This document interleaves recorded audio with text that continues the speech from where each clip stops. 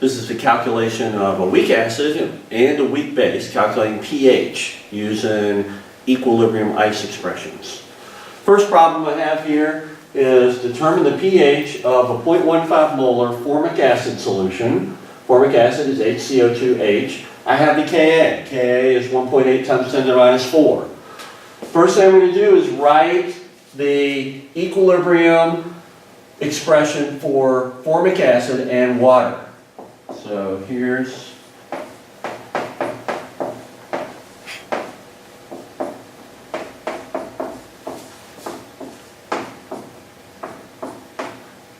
going to make hydronium and then what we call the formate ion, which is HCO2 minus.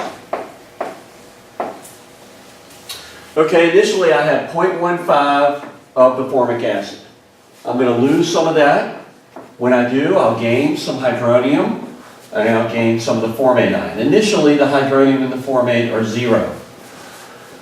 That's my change. Now my equilibrium, 0.15 minus X, X, X. So now I'm ready to solve for X and determine the equilibrium concentration of hydronium, and then obviously the pH from that. First thing I'm going to do is write out the equilibrium expression. Ka is equal to hydronium concentration times the acetate concentration. That was HCO2. Divided by the formic acid concentration. Well, we have those equilibrium values here. We're going to plug them in. So that's going to be X times X over 0.15 minus X. That's going to equal Ka. So the Ka here is 1.8 times 10 to the minus 4. Okay, the goal is to not have to do the quadratic formula. If this minus X is in there, we will have to do the quadratic formula. So we're going to take that and we're going to knock it out. And then we're going to check and see if that's valid. Okay, so I'm going to multiply 0.15 across. So I have X squared equals 1.8 times 10 to the minus 4 times 0.15. Then I'm going to take the square root of that. So X equals the square root of 1.8 times 10 to the minus 4 times 0.15. That's going to give me 5.2 times 10 to the minus 3.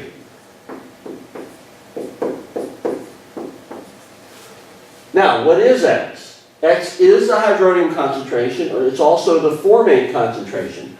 So I can say, well, the hydronium concentration is this. It also equals HCO2 minus. That's 5.2 times 10 to the minus 3. Well, if that is the hydronium concentration, then I can determine the pH. Before I do that, though, I want to make sure this X is valid.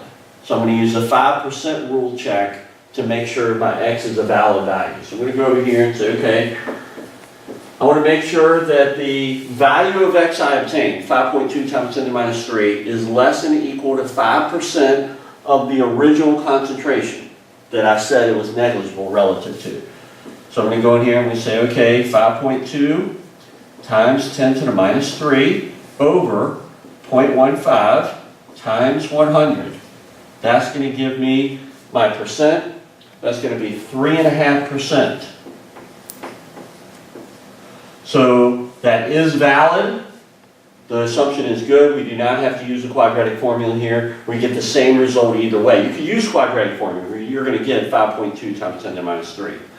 So now I'm going to plug that into and take the minus log of it, and the pH is going to be 2.28. So that's determining the pH of a weak acid. Now let's do this for a weak base. So over here I have a weak base calculation. I want to find the pH of 0.15 molar trimethylamine. Trimethylamine is CH3,3N. So we have a lone pair here that will receive a proton. That's what our base is going to be. Neutral compounds that contain nitrogen, especially organic compounds, that contain nitrogen other than nitric acid and nitrous acid.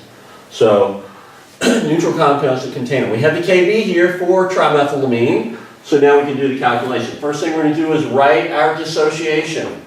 CH3, 3 in water, going to interact with that water. Now we have a proton acceptor, so the water is going to act as the acid. It's going to donate the proton across. So we're going to get the trimethylammonium ion, NH+. So you can see the proton coming off the water, docking into the lone pair on the nitrogen. And that's going to leave hydroxide from the water.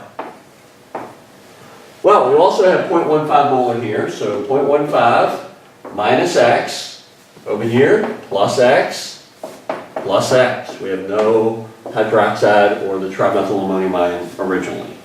So that's our ice expression. Obviously, these added up would be equilibrium. So at equilibrium, we'll have 0.15 minus X, and X, and X. Going to go through and set up our Kb expression. Our Kb expression is going to be the trimethylammonium ion, CH3, 3 NH+, times hydroxide, all divided by the trimethylamine concentration. So the concentration of each of those. Well, we know those concentrations at equilibrium, they're just in terms of X. So we're going to have X times X, X times X, over 0.15 minus X. All of that equals 6.4 times 10 to the minus 5. Well, to avoid the quadratic formula, we hope this minus X, we're valid to ignore it, so we're going to knock it out, bring the 0.15 over, and take the square root. So X equals the square root of 6.4 times 10 to the minus 5 times 0.15. Punch that in and take the square root, and we'll get the result, 3.1 times 10 to the minus 3.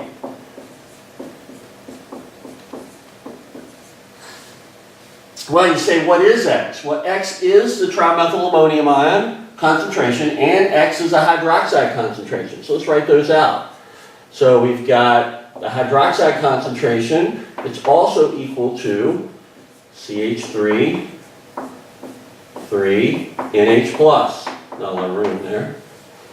So it's equal to those two concentrations, because that's what X is. Once I have X, now I need to verify that this is the correct value of X and that I don't need to use the quadratic formula. That's the 5% check. So the 5% check is going to be the ratio of the concentration of X relative to what I said it's negligible for. And that's the 0.15. So it's basically the percent dissociation times 100. So I do that calculation, I'm going to get 2.1%. So I am valid in my assumption here that I can drop X relative to 0.15. Now that I have the concentration of hydroxide, I can calculate the pOH. The pOH is going to be negative log of the hydroxide concentration, and that's going to be 2.51. So then the pH, since the pOH and the pH add up to equal 14, I'll take 14 minus 2.51. It's going to be 11.49. And I have the pH of a 0.15 molar trimethylamine solution. So in summary, if I have a base, I make hydroxide. Determine the equilibrium amount of hydroxide using the Kb, and I'll get the pOH. And from that, I'll get the pH.